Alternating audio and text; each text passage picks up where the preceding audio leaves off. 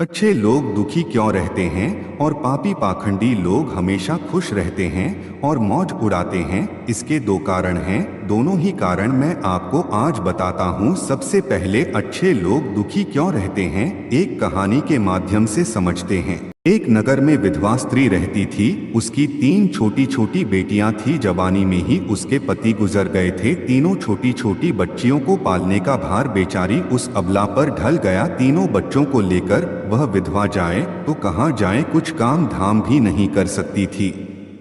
ऊपर से समाज की उल्टी सीधी बातें उसे कुछ नहीं करने देती थी। बेचारी लाचार, उस महिला का कोई सहारा नहीं था। वह अपने पति को याद करके उन बच्चियों को जैसे तैसे पाल रही थी। पति के गम में बीमार पड़ गई। उसे उन बच्चियों की चिंता थी कि क्या होगा, कैसे इनका पालन पोषण होगा। उन्हीं बातों को सोच सोच कर एक दिन उसकी तबीयत बिगड़ गई। उसका अंतिम समय निकट आ गया था। धर्मराज का एक दूत उस विधवा स्त्री के प्राण लेने धरती पर आया, लेकिन वहां का नजारा देख वह दुविधा में पड़ गया। उसने देखा महिला जमीन पर पड़ी हुई है और उसकी तीनों बेटियां उसके ऊपर सिर रखकर पड़ी है। यह देखकर उसको दया आ गई और वह बच्चियां अपनी मां को रो रो कर जगा रही थी। फिर दूत ने सोचा, इनका पिता पहले ही मर चुका है। अगर मैं इस स्त्री के प्राण लेकर गया तो यह बच्चियां किसके सहारे रहेगी, कौन इनका पालन पोषण करेगा। यह सोचकर वह देवदूत और स्त्री के प्राण लिए बिना ही लौट गया। धर्मराज कहता है, तुम तो उस स्त्री के प्राण लेने गए थे, फिर खाली हाथ कैसे आ गई। तब देवदूत कहता है, हे स्वामी, मेरी गलती को क्षमा करना। मैं चाहकर भी उस स्त्री के प्राण नहीं ला पाया। अगर मेरी जगह आप होते तो शायद आप खाली हाथ ही लौट कर आते। मैं उस महिला की बच्चियों का दुख नहीं देख पाया और रो रही थी। उन्हें वहां कोई देखने वाला भी नहीं था। यदि मैं उस महिला को ले आता तो उन बच्चियों को कौन देखता, कौन उनको पालता पोषता। पृथ्वी लोक मनुष्य तो इतने स्वार्थी हो गए कि बिना मतलब के तो कोई किसी का सहारा भी नहीं बनता। यदि कोई मदद भी कर देता है तो वह बदले की उम्मीद करता है या फिर उसे अपने एहसान के नीचे जीवन भर दबाकर रखना चाहता है। देवदूत कहता है, हे स्वामी, उस महिला को थोड़ा और समय दे दिया जाए ताकि वह अपनी बच्चियों को पाल पोस कर बड़ा कर सके। देवदूत की बात सुनकर धर्मराज ने उसे डांटते हुए कहा, अरे मूर्ख, ईश्वर की बनाई गई सृष्टि में ना कोई एक क्षण घट सकता है और ना कोई बढ़ सकता है। उसकी मर्जी के बिना ना उसे जीवन दे सकते हैं और ना समय से पहले मार सकते हैं। ईश्वर जो करता है सबके साथ अच्छा ही करता है। तुम कौन होते हो विधाता के नेक को बदलने वाले। तुमने उस महिला को ना लाकर ईश्वर के नियम का उल्लंघन किया है।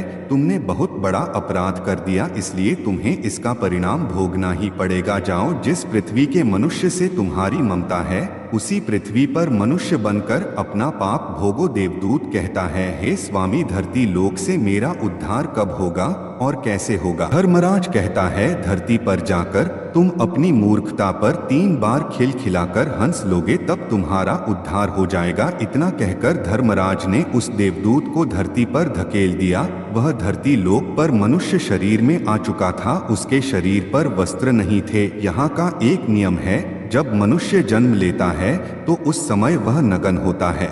देवदूत ने जन्म तो नहीं लिया और वह निर्वस्त्र ही एक सड़क के किनारे पड़ा ठंड से ठिठुर रहा था। वहीं से एक मोची गुजर रहा था। वह मोची अपने बच्चों को ठंड से बचाने के लिए कपड़े लेने जा रहा था। रास्ते में ठंड से ठिठुरते एक नग्न व्यक्ति को देखकर उसे दया आ गई। उसने अपने बच्चे को तो कपड़े नहीं लिए, लेकिन उस देवदूत को कपड़े और कंबल जरूर खरीद लाया और कपड़े लाकर उस देवदूत को दे दिए। देवदूत कहने लगा है, भाई, आपने मुझे कपड़े देखकर मुझ पर बहुत बड़ा उपकार किया है, लेकिन कपड़े देकर आपने मुझे ठंड से तो दूर कर दिया। ना तो मेरा कोई घर है और ना कोई परिवार, ना कोई भोजन का कोई साधन। तब मोची बोला है, भाई, तुम मेरे घर चलो, मैं तुम्हारा सारा खर्चा उठा लूंगा। और वह मोची देवदूत को लेकर घर पहुंचा। उधर मोची की पत्नी ने देखा कि उसका पति बच्चों को कपड़े लेने गया था। कपड़े तो कुछ लाए नहीं, उल्टा एक आदमी को घर बुला लाया है।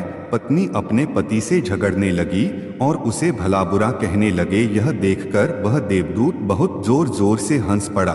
मोची ने पूछा, अरे भाई तुम हंसते क्यों हो, ऐसा क्या देख लिया आपने? तब देवदूत ने कहा है, भाई मेरी हंसी का रहस्य मैं आपको नहीं बता सकता, समय आने पर मैं तुम्हें स्वयं बता दूंगा। वह देवदूत मोची के घर में रहने लगा और कुछ ही दिनों में उसने मोची का सारा काम सीख लिया। देवदूत के द्वारा बनाए गए जूते और चप्पल खूब बिक रही थी। कुछ ही दिनों में मोची धनवान बन गया, दूर दूर तक उसके जूते फेमस हो गए थे, यहाँ तक कि राजा महाराज तक उससे जूते बनवाने का आदेश देते थे।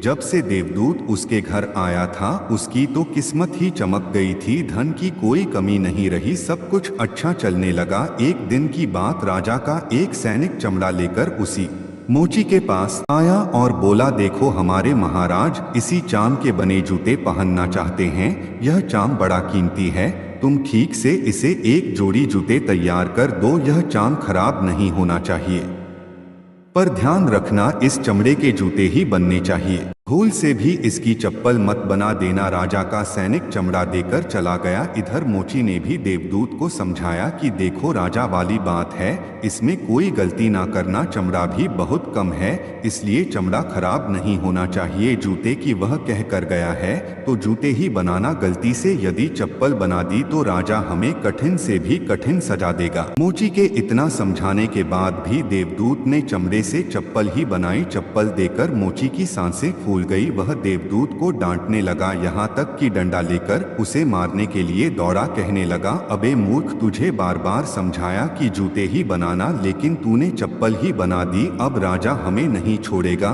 तू भी मरेगा और साथ में मैं भी मारा जाऊंगा, वह हमारे पूरे घर को फांसी लगवा देगा। मोची को अत्यंत दुखी देखकर देवदूत एकदम से देखकर खिलखिलाकर हंसने लगा। मोची बोला, अबे मूर्ख आदमी, काम बिगाड़ अब हंस रहा है। वह देखो जूते लेने राजा का सैनिक आ गया और बोला है, मोची भाई कल जो मैं चमड़ा दे गया था उसके जूते मत बनाना, चप्पल बना देना, क्योंकि राजा साहब का देहांत हो गया है और यहाँ की प्रथा है मरने वाले व्यक्ति को चमड़े की चप्पल पहनाकर अर्थी पर लेटाया जाता है। सैनिक की बात सुनकर मोची को ऐसा लगा जैसे मरे हुए शरीर में जान आ गई हो। इसके हाथ से डंडा छूटकर गिर गया और उसने देवदूत के पैर पकड़ लिए और उससे माफी मांगने लगा। देवदूत मोची की इस हरकत पर जोर जोर से हंस रहा था। मोची ने पूछा, तुम क्यों हंस रहे हो? तो देवदूत ने कहा, समय आने पर इसका कारण बता दूंगा। दूसरे दिन एक बुढ़िया के साथ 3 लड़कियां मोची की दुकान पर आई थी। उनकी शादी होने वाली थी और वह तीनों अपने लिए जूतों की नाप देने आई थी। देवदूत ने तीनों लड़कियों को पहचान लिया कि यह 3 वही लड़कियां वही है जिनकी मां को न ले जाने के कारण आज मैं अपने किए की सजा भोग रहा हूं, और यह लड़कियां काफी बड़ी हो गई है, अच्छे घर में पली भी मालूम पड़ रही है।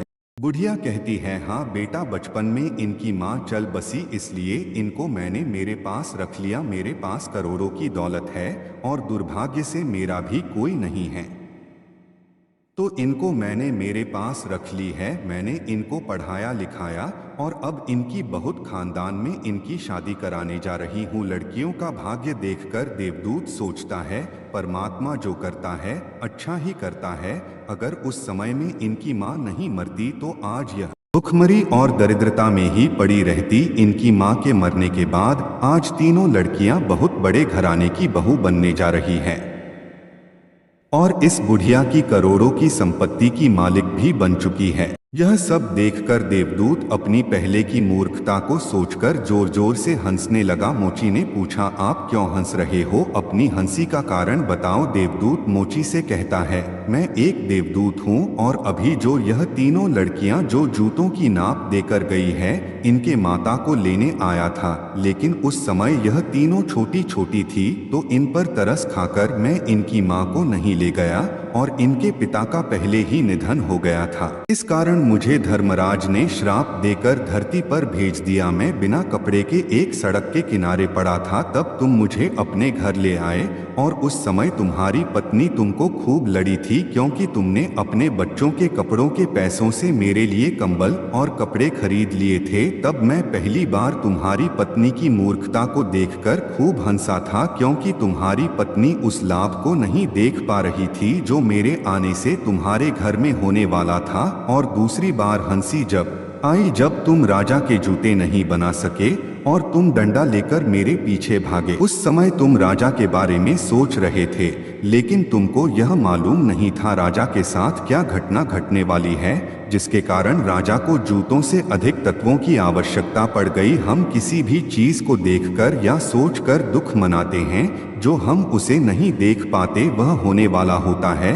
कई बार परमात्मा हमारी अच्छा या भलाई के लिए हमारे साथ बुरा करता है, पर हम उसे देखकर भगवान को कोसते हैं। अच्छे लोग दुखी इसीलिए रहते हैं कि अच्छे लोगों के साथ बाद में अच्छा हो सके, और दूसरा कारण यह है कि अच्छे लोग हमेशा ईश्वर से जुड़ रहते हैं, और इनको ईश्वर से जुड़ा रहना भी जरूरी है कि उन पर दुख आते रहना चाहिए। अंत में देवदूत मोची को सब कुछ समझाकर वापस धर्मराज के पास चला गया।